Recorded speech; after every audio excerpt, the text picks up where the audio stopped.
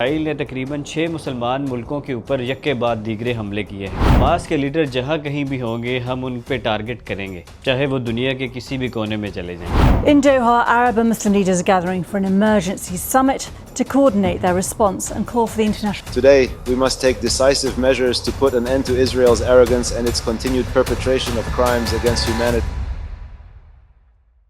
12 دنوں کی اسرائیل اور ایران کی جنگ ختم ہو چکی تھی، سیز فائر ہو گیا تھا اور دنیا اسرائیل اور حماس کے درمیان مذاکرات ہوتے ہوئے دیکھ رہی تھی۔ قطر اس نازک صورتحال میں امریکہ کی حمایت کے ذریعے اسرائیل اور حماس کے درمیان پیس ٹاکس کرا رہا تھا۔ اسرائیل اور حماس کے درمیان پیس ٹاک کا مرکز بن گیا تھا۔ حماس کے کچھ لیڈر جن کو امریکہ کی فرمائش کے اوپر قطر نے پیس ٹاکس کے لیے میزبانی دی تھی، ان سے کچھ پیس ٹاکس کی بات کر ساری دنیا کی نظریں اس ٹائم حماس اور اسرائیل کے درمیان ہوتے ہوئے مذاکرات پر تھی کہ کیا یہ کامیاب ہو پائیں گے یا نہیں۔ کہ اسی دوران 9 ستمبر 2025 کو ایک ایسا واقعہ پیش آیا کہ اس نے سارے اندازوں کو غلط ثابت کیا۔ 9 ستمبر 2025 کو اسرائیل نے قطر کے دارالحکومت پر 10 میزائل فائر کر دیے۔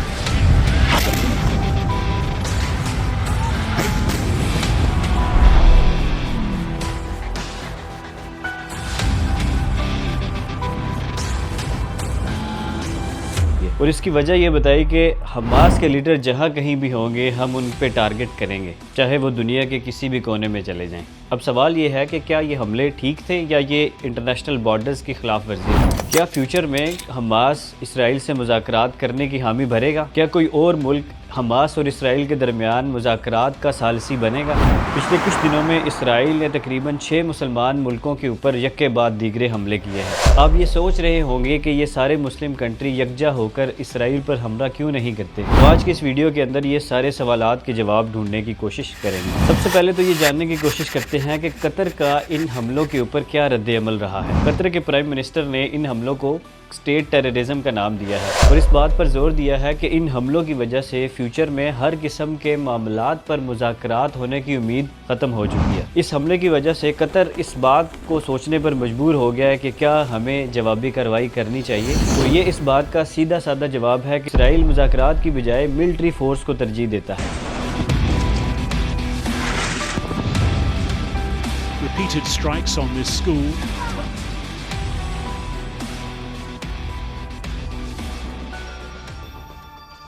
اس ساری صورتحال کو سمجھنے کے لیے ہمیں تھوڑی سی نظر ہسٹری کے اوپر ڈالنی پڑے گی۔ یہ بات ہے دوسری جنگ عظیم کی، اس کے بعد یہودیوں کو دنیا میں کہیں بھی رہنے کی جگہ نصیب نہیں ہو رہی تھی۔ یہ کنفلکٹس 1947 میں سٹارٹ ہوئے جب UN نے فلسطین کو عرب اور جوڈش اسٹیٹ کے اندر تقسیم کرنے کی بات کی، لیکن اس کے بعد ہی 14 مئی 1948 کو اسرائیل کی آزادی کے اعلان کے بعد ہی 5 عرب ممالک نے اسرائیل پر حملہ کر دیا اور اس طرح 1948 کی اسرائیل اور عرب وار کا آغاز ہوا۔ لیکن حیرانگی کے طور پہ اسرائیل نے ان 5 ملکوں کو ہرا کر اور زیادہ جگہ پر قبضہ کر لیا۔ 1967 میں اسرائیل نے مصر کی ایئر فورس کو بھی تباہ کر دیا اور صرف 6 دنوں میں Sinai, Gaza, West Bank, East Jerusalem اور گولان ہائٹس پر بھی قبضہ کر لیا، جس کی وجہ سے دنیا پوری کے اوپر اسرائیل کی ملٹری فورس کا ایک دبدبہ بیٹھ گیا۔ ایک اور حملے کی بات کرتے ہیں، لیکن اس دفعہ حملہ مصر اور سیریا نے 1973 میں اسرائیل پر کرنے کی جرت کی۔ اس حملے میں شروع میں تو عرب کنٹریز کو کامیابی ملی، لیکن یہاں ان کا ساتھ دینے پہنچ گیا امریکہ۔ امریکہ نے اسرائیلی فورسز کو بہت ساری ملٹری اور ایئر فورس کے اکوپمنٹ پرووائڈ کرنا شروع کر دیا۔ امریکہ کی اس جنگ کے بعد جنگ کا رخ ٹوٹلی تبدیل ہو گیا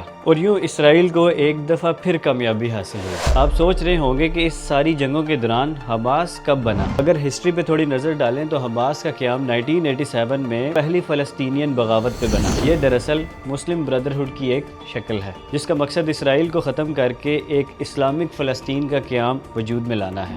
حماس صرف ایک ملٹری ونگ نہیں بلکہ اس کی الگ الگ شکلیں ہیں۔ حماس ایک سیاسی پارٹی بھی ہے۔ حماس ایز اے سیاسی پارٹی، حماس بیسیکلی 2006 میں لیجسلیٹو کے الیکشن جیت کر 2007 سے غزہ پر حکومت کر رہا ہے، یہاں تک کہ یہ اسکول، کالج اور ہاسپٹلز بھی چلاتا ہے اور عوام کی طرف سے بھرپور سپورٹ ملتی ہے۔ دوسری طرف اس کی ملٹری ونگ عز الدین القاسم اسرائیل کے خلاف پرتشدد حملوں میں ملوث رہی ہے۔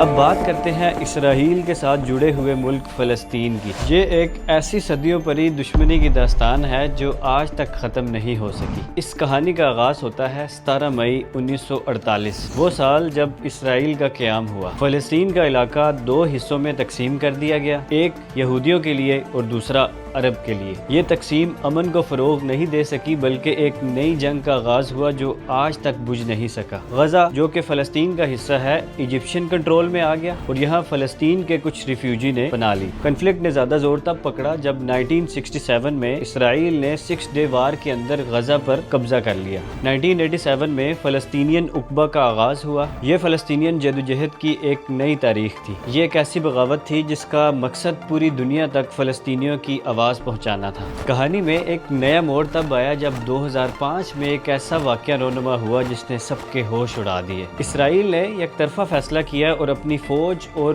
سیٹلرز کو غزہ سے باہر نکال لیا۔ یہاں پہ لوگ یہ سمجھ رہے تھے کہ شاید اب امن قیام میں آ جائے گا، لیکن ایسا نہیں ہوا۔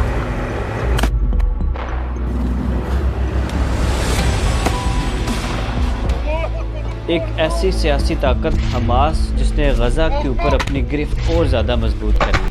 پھر جون 2007 میں حماس نے فتح کے فورسز کو ہرا کر پورے غزہ پر قبضہ کر لیا۔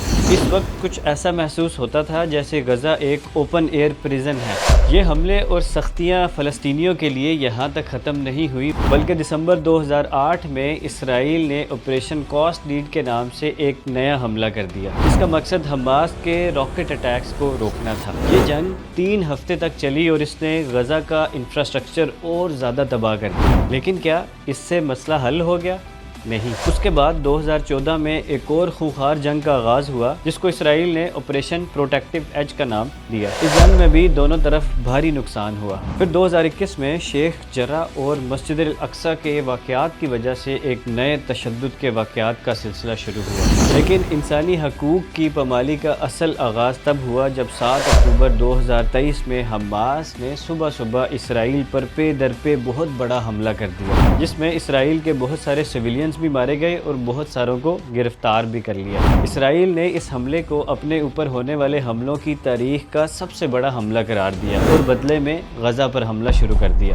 یہ وہ وقت تھا جب دنیا نے ایسی تباہی دیکھی جو اس کنفلکٹ میں پہلے کبھی دیکھی نہیں گئی۔ یہ صرف فوجی جنگ نہیں تھی بلکہ لوگوں کی عام زندگیاں بھی تباہ ہونا شروع ہو گئیں۔ وہ شہری علاقے جہاں بچے کھیلتے تھے، زندگی رواں دواں تھی، وہ صرف ملبے کا ڈھیر بن گئے۔ وہ ہاسپٹلز جو کبھی زندگی کی امید لے کے آتے تھے وہ بھی آج تباہی کا منظر بن گئے۔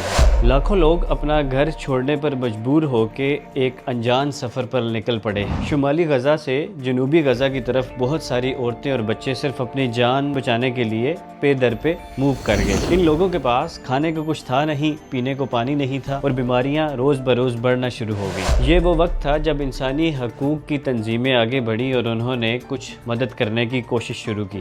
غزہ کی فلسطینین منسٹری آف ہیلتھ کے مطابق 64,000 سے زیادہ موتیں ہو چکی ہیں۔ 14,000 سے زیادہ لوگ یا تو ملبے تلے دب چکے ہیں یا لاپتہ ہیں۔ یہ جنگ آج بھی جاری ہے۔ ہر دن ایک نیا سوال لے کے آتا ہے کہ کیا یہ دشمنی جاری رہے گی یا اس کا کوئی سلوشن بھی ہے۔ اب اس ساری کہانی میں امریکہ کا اثر و رسوخ بھی جاننے کی کوشش کرتے ہیں۔ اسرائیل کی بیجا جارحیت اس بات کا ثبوت ہے کہ امریکہ نے 1948 کے بعد اسرائیل کے وجود کے بعد اسرائیل کی حفاظت کا ذمہ لیا تھا۔ امریکہ ہر سال اسرائیل کو بلینز آف ڈالرز کی ملٹری ایڈ دیتا ہے۔ اس کے برعکس امریکہ جب بھی کوئی اسرائیل حملہ کرتا ہے تو اس کی مذمت کرتا ہے، لیکن سیکیورٹی کونسل میں ویٹو پاور کا استعمال کر کے اسرائیل کو ہمیشہ پابندیوں سے بچا لیتا ہے۔ اب سوال یہ ہے کہ امریکہ اس جنگ میں قطر کا کتنا ساتھ دے گا۔ امریکہ نے قطر میں اپنے جھنڈے گاڑے ہیں اور امریکہ کا کہنا ہے کہ اسرائیل کو کوئی میلی آنکھ سے نہیں دیکھ سکتا۔ اس کو یوں مان لو کہ ایک باپ کے 2 بچے آپس میں لڑ رہے ہیں، اب اس نے تعین کرنا ہے کہ اس نے کس کا ساتھ دینا ہے۔ امریکہ نے قطر کو اپنا लाडला बनाया हुआ है। यही वजह है कि मिडल ईस्ट में सबसे बड़ी अमेरिका की एयर बेस कतर में ही है। अब इस जंग में अमेरिका का एक दोस्त कतर, जिसके दारुल हुकूमत दोहा पर उसके दूसरे दोस्त इसराइल ने हमला किया, लेकिन एक बार फिर वही अमेरिका ने पब्लिकली इस हमले की मजम्मत की, लेकिन कोई लीगल एक्शन नहीं लिया, जिसकी वजह से शायद कतर का अमेरिका पर भरोसा हमेशा के लिए उठ गया। अब बात करते हैं इसराइली प्राइम मिनिस्टर नेतन्याहू की। नेतन्याहू ने अपने इस हमले को इस तरह डिफेंड किया जैसे अमेरिका ने उसामा बिन लादेन को कत्ल करने के लिए पाकिस्तान के शहर एबटाबाद पे हमला किया था। इसराइल के वज़ीर आज़म नेतन्याहू का ये कहना है कि जो भी मुल्क दहशत गर्दों को पनाह देता है या तो वो उनको निकाल दे या उनको अदालत के हवाले कर दे, नहीं तो इसराइल उन पर निशाना बनाता रहेगा। अब बात करते हैं कि रिसेंट टाइम में इसराइल ने कतर के शहर दोहा के ऊपर क्यों हमला किया। दरअसल दोहा पर हमला उन्हीं हमलों का एक सिलसिला है जो हमले इसराइल ने लेबनान, यमन और सीरिया पर किए हैं। इससे जाहिर ये होता है कि इसराइल अपनी मिलिट्री फोर्स से मिडल ईस्ट को बदलना चाहता है, जो गल्फ मुल्कों की डिप्लोमेटिक अप्रोच के मुख्तलिफ है। इस हमले ने अमेरिका की क्रेडिबिलिटी को ख़त्म कर दिया है। इस वाक़े से इस बात का अंदाज़ा लगाया जा सकता है कि अमेरिका अपने लाडले इसराइल को हर चीज़ से ज़्यादा तरजीह देता है, यहाँ तक कि जब इसराइल ने उसके दूसरे अहम पार्टनर कतर पर हमला किया तो उसने तरजीह इसराइल को ही दी। अब आप भी मेरी तरह ये सोच रहे होंगे कि ये सारे अरब कंट्री इतने अमीर होने के बावजूद मिलकर इसराइल पर हमला क्यों नहीं करते। मेरे ख्याल से ये बहुत दफ़ा ये कोशिश कर चुके हैं, लेकिन हमेशा अमेरिका की मुदाखलत की वजह से नाकाम होते आए हैं और अब ये मज़ीद तजर्बा नहीं करना चाहते। आपको क्या लगता है कि ये सारे अरब कंट्रीज़ मिलकर इसराइल पर दोबारा हमला करेंगे या आने वाले टाइम में एक ग्रेटर इसराइल जिसमें सारे अरब कंट्रीज़ इंक्लूड होंगे उसका क़याम जल्द वजूद में आएगा? कमेंट्स में ज़रूर बताइए।